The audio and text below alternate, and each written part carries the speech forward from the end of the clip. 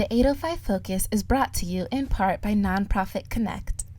NonProfitKinect provides superior leadership tools and resources so nonprofit leaders and board members can make valuable decisions to move their organization forward to a sustainable and vibrant future. More information on services online at nonprofitkinect.org.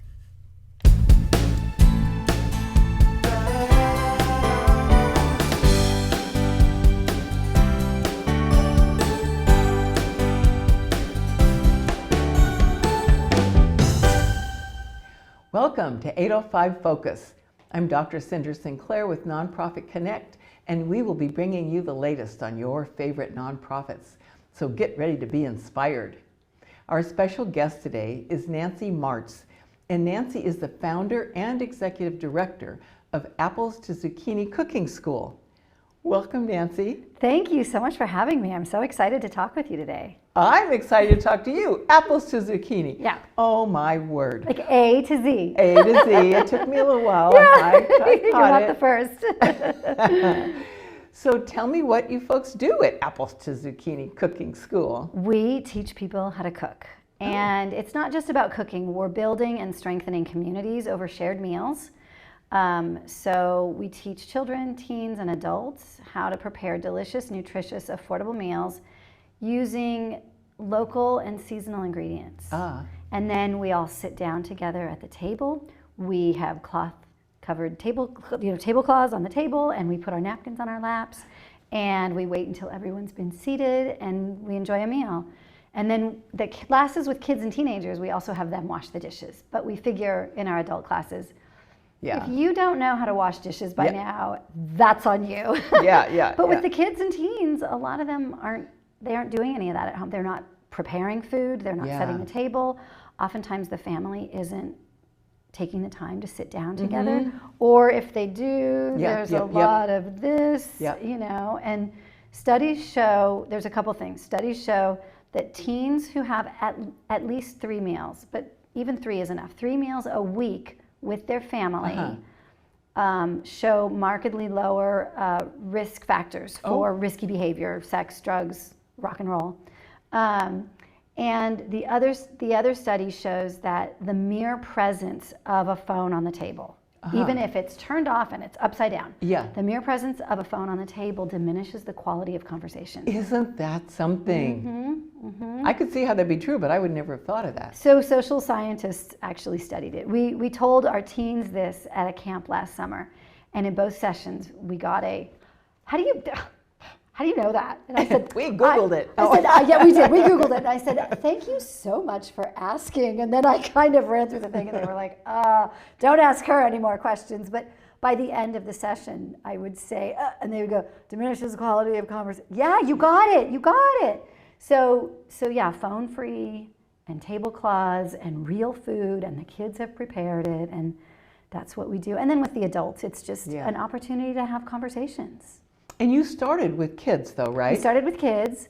We always dreamt of getting bigger, but we didn't know when that would happen. And then with the pandemic, all the schools where we were doing after school programming, everything shut down. So we did summer camp, and then we started doing after school at our own sites. So kids were in, if you recall, this was only a year and a half ago, the schools were all Zoom. So the kids weren't leaving and they were in pods, right? So they couldn't leave the house. So for some of the kids that we were teaching, we were the only time they were out of the house and with other children each week. But back to your question, we started with kids, and then once the pandemic hit, we kind of had some time on our hands. So we were able to start doing adult classes, or planning adult classes, now that things are starting to calm down with the pandemic. And we've also been able to reach out to nonprofits and partner with them. Nonprofits where they already have a group of kids in the afternoon or in the evening or on the weekend. And so then we just work with those. So we work with the library, both the East Side and the downtown library, and the library's new van on the go, their bookmobile. We work with them, and Girls Inc., Noah's Anchorage, Safe House, and we're in conversations with several other nonprofits all around the community, and hoping to expand into Lompoc, Cuyama, San Ynez, Santa Maria, Orchid. In the next, that's probably in the next 2 years that we'll be able to really branch out, and Carpinteria. Yeah. That's pretty exciting. It's really fun. The growth is really exciting, and the classes are so much fun. So you're the founder. Yeah. How did you think of starting something like this? What was your... Yeah, well, when I was quite a bit younger, I was in law school in San Francisco, and to kind of break up sort of the stress of law school, I took a 12-week cooking course. Oh.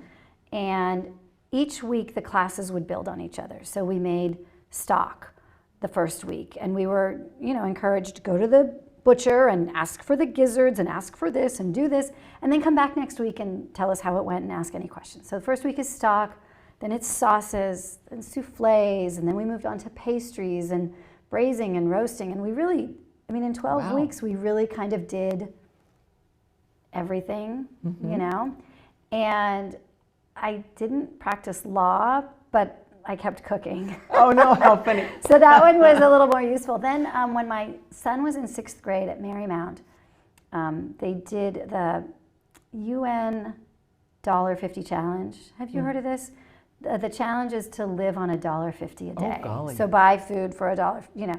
The idea, not that you have to go and buy the dollar menu, but over the course of a week, if you buy a loaf of bread and it costs this much, and you have 2 slices, and you buy a thing of eggs, and you have right. So it's sort of a math lesson for kids in school, but there's also this social studies, global issues, social justice lesson with it. And so I said, okay, if you're a family of 4 and you've each got $1.50, that's $42 a week to feed your family. It can be done. It's very hard, and it can only be done if you know how to cook and you know what to buy. If you're going to the prepared food section at a grocery store, like the building a salad bar, or the food is already hot, the deli case, or if you're buying frozen meals, you're not going to get that many meals in $42. So I realized that people needed to learn how to cook. Parents are already very busy. If you're struggling to feed your family of 4, you're probably working 2 or 3 jobs. You don't have time to come to a cooking class. Right. But kids are done with school around 3 in the afternoon, and there's after-school programming. The other thing is, if mom or dad takes a cooking class and they learn how to make kale chips, and they come home and say, oh my gosh, we had kale chips, you're gonna love them, let's go have some. They're gonna say, no, we're not. Whereas if the kids come home and say, Mom, why don't you ever make kale chips? She'll say, get in the car, we're going to the store. So the kids can become the ambassadors and say, let's try this, or I tasted this food, and we can do it this way. And ideally they can say, scoot over, Mom, scoot over, Dad. I can make dinner a few times a week. And I can certainly help wash the dishes afterwards, because we teach the kids how to do that as well. That's really good. We set the table, we eat, they wash the dishes, and we put it all away. How about planning the meal? In the summertime, we can get a little bit more guidance from the kids, and we can sometimes ask, all right, we've got you for 8 weeks or 10 weeks, once a week. What are some things that you want? So we ask them for their feedback, but we also say, as we're making a recipe, so we're doing it with these ingredients today, but you could easily swap something out. You could put this over bow tie pasta instead of spaghetti, or you could use these herbs and spices instead. So we really try to give them the opportunity to be creative. We have what we call signature dishes, and that means you make your own and I make my own. So for example, sushi, or spring rolls, or guacamole, or bruschetta, these kinds of things where we say make it as spicy or as mild, make it more garlicky, or so we have these opportunities for what we call signature dishes. Now, did I hear you say that you have a facility? We do. We have a teaching kitchen. It's at the Garden Street Academy campus. So it's 16 burners, 9 ovens. It's amazing. But during COVID, we've mostly had to stay outdoors. So we also have the garden that's tucked in the corner of the Garden Street Academy campus, and we actually just pop up a kitchen right there.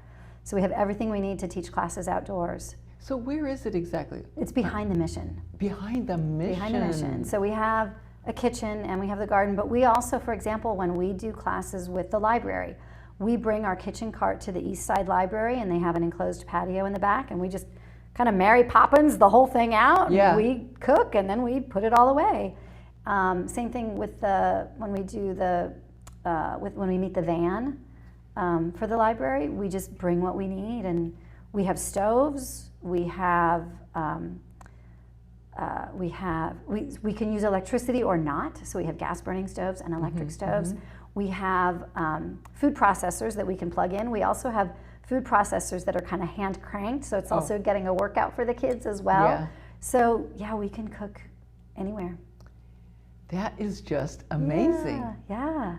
Wow. So, okay, so you folks have a website. Of course. You are 501c3 nonprofit. Yeah. So people can go on your website and they can make a donation. Right. Financial donation. Yeah, they make a financial donation, and that supports the programs that we have with these partnerships like Safe House and Noah's Anchorage and Girls Inc. and more that we're expanding. So that's what the donations cover, is our partnership programs. Okay. They can also learn about birthday parties, corporate team building events, family team parties. building. Wow.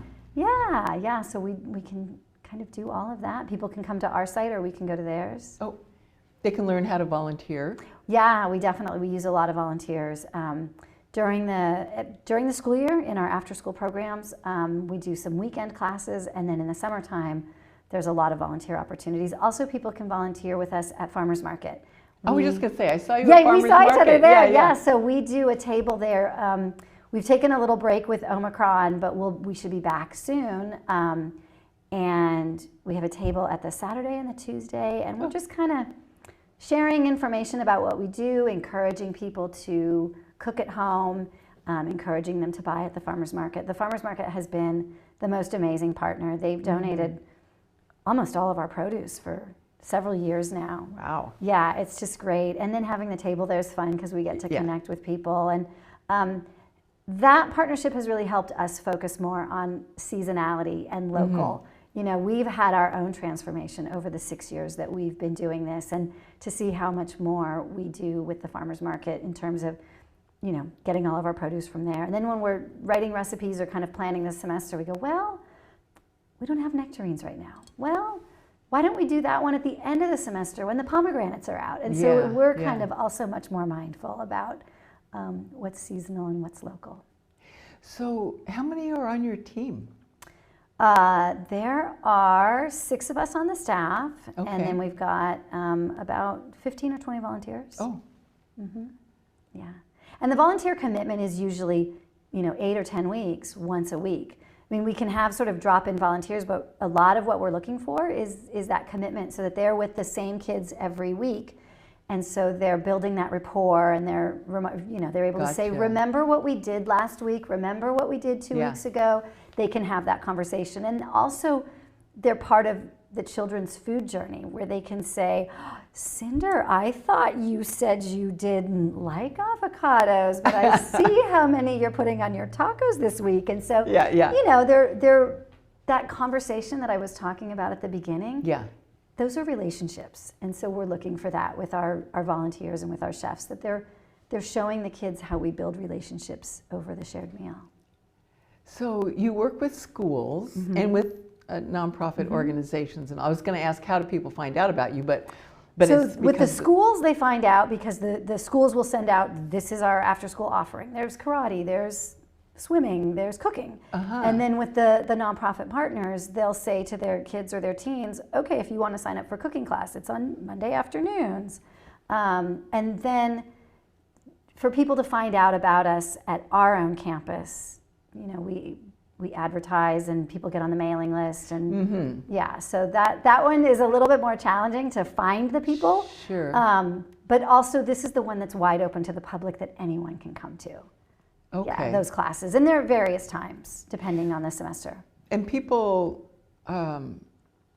pay, but you have a sliding scale. So we have scholarships. Yeah. Okay. So the classes are generally about $20 per kid per class. That's kind of the starting point.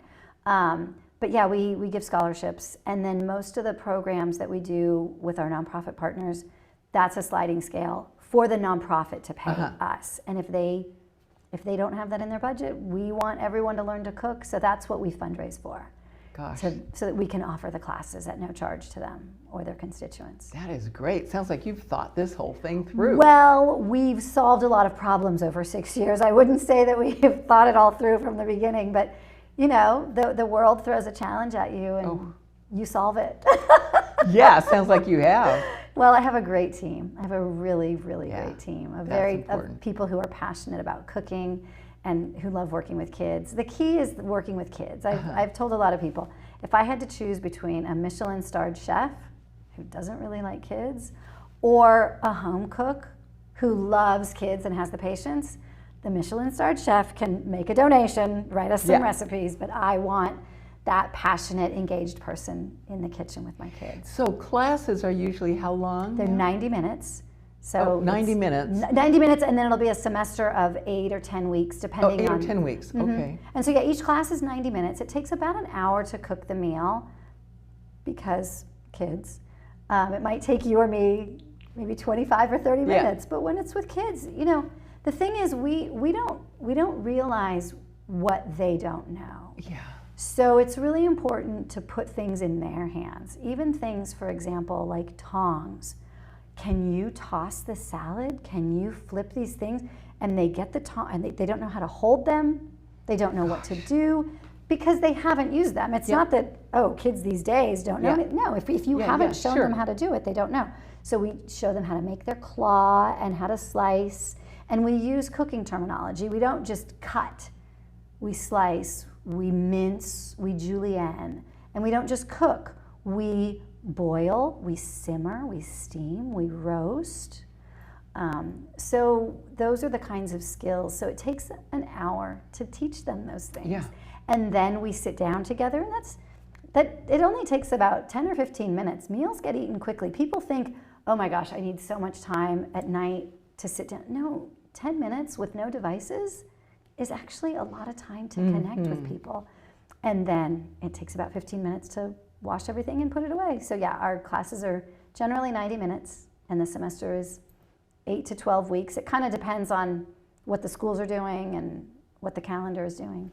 And then in the summertime, we have camps, and camps are 5 days long, Monday through Friday, and generally 9 a.m. to 3 p.m. And you're not cooking for 6 hours with kids. That's too much. Even adults don't want to cook 6 hours a day for 5 days. So but it's fun because we can start something in the morning, like this dough needs to rise, or the chia seeds need to soak up. So we can do something in the morning and then go, kind of play some summer camp games and then come back and see it. And we have time for pickling and things that just take longer. We have all that time with the kids, so that's really fun. Great. But it's also just summer camp. We're doing fun things that are kind of maybe foodie related, and we bring in guests to talk about rethink your drink, how much sugar is in your sodas, eat the rainbow, how to add more fruits and vegetables and why they're important. We talk about affordability, really, back to that $1.50 challenge. How much do you think it costs to go to a restaurant to get this meal? And then they're shocked, and then we say, okay, we can make it at home. And so summer camp is really, really fun. And then we often do holiday camps. The kids get out of school for the whole week of Thanksgiving, but parents may not have all that time off. So we'll do 2 or 3 hour classes, and we'll do like make and take gifts at Christmas time and Mother's Day and Easter, and so then we just kind of bring them in when it makes sense for them to take a class. So how many kids are usually in a class? 12. Oh, 12. Yeah, because that way we have the chef and at least one volunteer.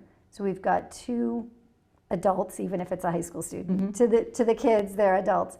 And so we can have maybe 2 tables of 6, and one group is working on slicing the vegetables, and one group is making the sauce, and we all come together. Or if it's signature dishes, everyone's kind of making their own. But that way, it's one person can keep their eye on 6 kids and 6 knives. Yeah. But you can't You can't really, and then that way when we sit down together, 12 is a nice conversation group. Yeah.